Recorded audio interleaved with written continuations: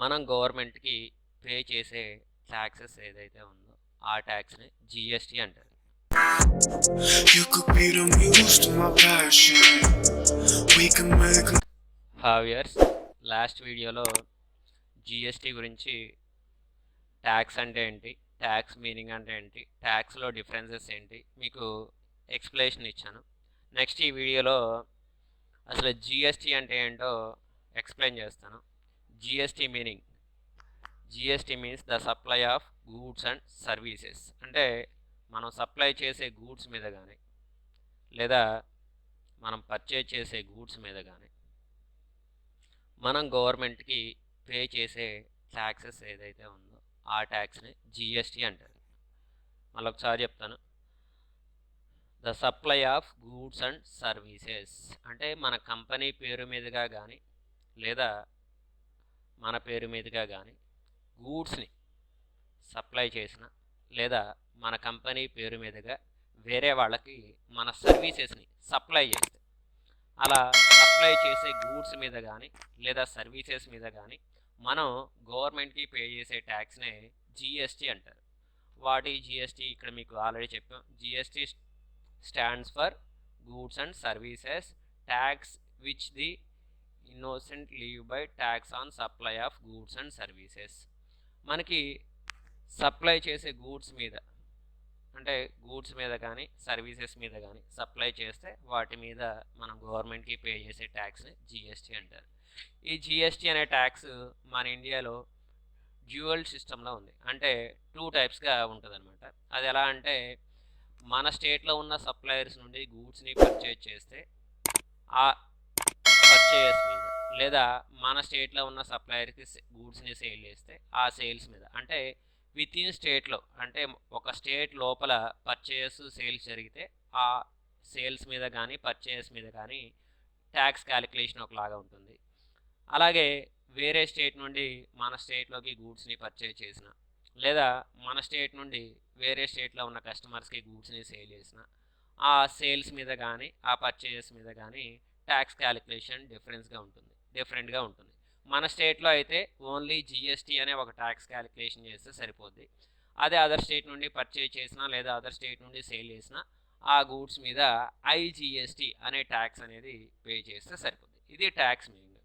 అయితే అసలు మన ఇండియాలో ఈ జీఎస్టీ అనే ట్యాక్స్ని దేని పర్పస్ కోసం ఇంప్లిమెంటేషన్ చేశారు అనేది కూడా మనకు తెలియాలి.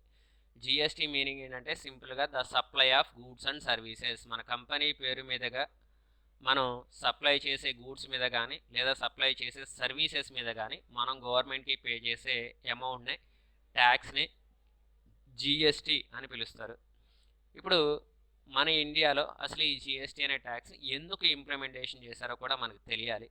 ఈ జీఎస్టీ అనే ట్యాక్స్ అనేది యాక్చువల్గా మన ఇండియాలో 1 జూలై 2017 నుండి ఇంప్లిమెంటేషన్లోకి వచ్చింది. అంటే 2017కి ముందు వరకు మన ఇండియాలో మెంబర్ ఆఫ్ ట్యాక్సెస్ ఉండేవి. మెంబర్ ఆఫ్ ట్యాక్సెస్ అంటే సెంట్రల్ లెవెల్లో కొన్ని ట్యాక్సెస్ ఉండేవి, స్టేట్ లెవెల్లో కొన్ని ట్యాక్సెస్ ఉండేవి. సెంట్రల్ లెవెల్లో కొన్ని ట్యాక్సెస్ ఉండేవి, స్టేట్ లెవెల్లో కొన్ని ట్యాక్సెస్ ఉండేవి. ఇలా మెంబర్ ఆఫ్ ట్యాక్సెస్ కాకుండా మన ఇండియా మొత్తం ఒకే ట్యాక్స్ ఉండాలనే ఉద్దేశంతో మన ఇండియాలో జీఎస్టీ అనే ట్యాక్స్ని ఇంప్లిమెంటేషన్లోకి తీసుకొచ్చారు. సెంట్రల్ లెవెల్కి వచ్చేసరికి ఎక్సైజ్ డ్యూటీ రేట్స్ అని, సర్వీస్ ట్యాక్స్ అని, వేరియస్ ట్యాక్స్ ఇలా మెంబర్ ఆఫ్ ట్యాక్సెస్ ఉండేవి. సేల్స్ ట్యాక్స్ అని ఇలా మెంబర్ ఆఫ్ ట్యాక్సెస్ ఉండేవి. మన స్టేట్ లెవెల్కి వచ్చేసరికి వ్యాట్ అనే tax, entry tax, octroi, luxury tax, entertainment tax, purchase tax ఇలా స్టేట్ లెవెల్కి వచ్చేసరికి మెంబర్ ఆఫ్ ట్యాక్సెస్ ఉండేవి. సెంట్రల్ లెవెల్లో కొన్ని ట్యాక్సెస్ ఉండేవి, స్టేట్ లెవెల్లో కొన్ని ట్యాక్సెస్ ఉండేవి. ఇలా ఇన్ని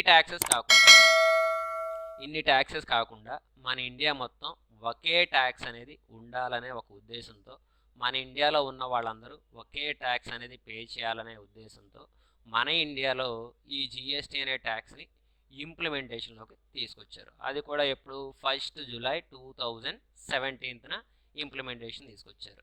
అయితే దీన్ని ఇంప్లిమెంటేషన్ చేసేటప్పుడు మన మోదీ గారు ఏం చెప్పారంటే, మనదంతా ఒకే దేశం, మన దేశం మొత్తం ఒకే మార్కెట్ ఉండాలి, ఆ మార్కెట్‌లో అందరూ ఒకే ట్యాక్స్ పే చేయాలి గవర్నమెంట్‌కి. ఆ ట్యాక్స్‌ని జీఎస్టీ అని పిలవాలని చెప్పారు.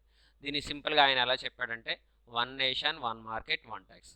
మనదంతా ఒకే దేశం. మన దేశం మొత్తం ఒకే మార్కెట్ ఉండాలి. ఆ మార్కెట్‌లో జీఎస్టీ అనే ఒక ట్యాక్స్‌ని పిలవాలని చెప్పేసి ఆయన చెప్పడం జరిగింది.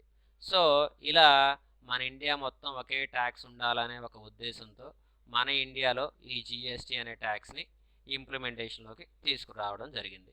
ఈ జీఎస్టీలోనే అప్పటి వరకు ఉన్న సెంట్రల్ లెవెల్‌లో పర్చేస్ ట్యాక్స్ అని, సేల్స్ ట్యాక్స్ అని, సర్వీసెస్ ట్యాక్స్ అని, అలాగే స్టేట్ లెవెల్‌కి వచ్చేసరికి ఆక్ట్రాయ్ అని, వ్యాట్ అని ఇలా ఉన్న ట్యాక్సెస్ అన్నిటిని ఈ జీఎస్టీ అనే ట్యాక్స్‌లో యాడ్ చేసేసి, ఇంక్లూడ్ చేసి మన ఇండియాలో ఈ జీఎస్టీ అనే ట్యాక్స్‌ని ఇంప్లిమెంటేషన్‌లోకి తీసుకురావడం జరిగింది. సో, ఇలా మన ఇండియాలో జీఎస్టీ అనే ట్యాక్స్ని ఇంప్లిమెంటేషన్లోకి తీసుకురావడం జరిగింది. సో ఇది మనకి ఈ వీడియోలో ఎక్స్ప్లెనేషన్ చేస్తున్నాను. ఈ వీడియోలో మీకు చెప్పింది అసలు జీఎస్టీ అంటే ఏంటి, అసలు జీఎస్టీ అనే ట్యాక్స్ని మన ఇండియాలో ఎందుకు ఇంప్లిమెంటేషన్లోకి తీసుకొచ్చారు అనేది ఈ వీడియోలో చెప్పాను. సో నెక్స్ట్ వీడియోలో అసలు ఈ జీఎస్టీ అనే ట్యాక్స్ మన ఇండియాలో 2017లోనే ఇంప్లిమెంటేషన్ చేశారా, లేదా దానికి బిఫోర్ మన ఇండియాలో వేరే ఎవరైనా ఈ జీఎస్టీ అనే ట్యాక్స్ని ఇంప్లిమెంటేషన్ చేయాలని ట్రై చేశారా, అసలు ఈ జీఎస్టీ అనే ట్యాక్స్ గురించి ఫుల్ డీటెయిల్స్ నెక్స్ట్ వీడియోలో ఎక్స్ప్లెయిన్ చేస్తాను. ఈ వీడియో కనుక మీకు నచ్చితే లైక్ చేయండి, షేర్ చేయండి, సబ్స్క్రైబ్ చేయడం మాత్రం మర్చిపోకండి. Thank you. You could be the muse to my passion. We can make